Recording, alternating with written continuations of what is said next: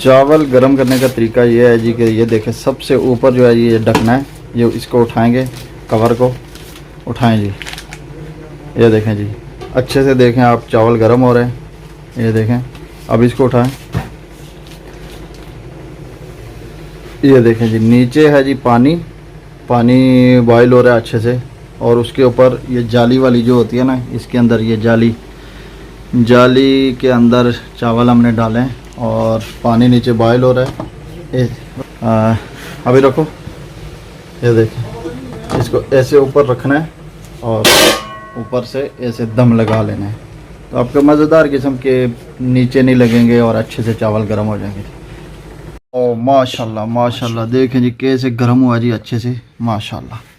ये देखें जी, ओए होए होए, बिल्कुल नीचे कुछ नहीं लगा हुआ और अच्छे से गर्म हो जाते हैं जी ये चावल। ओए होए, गोश्त का देखें इतना बड़ा पीस है, तकरीबन 1-1.5 किलो का होगा ना जी, कितने का होगा? इतना आराम से 1.5 किलो 1.5 किलो होगा जी। तो पूरा गर्म हो चुका है जी।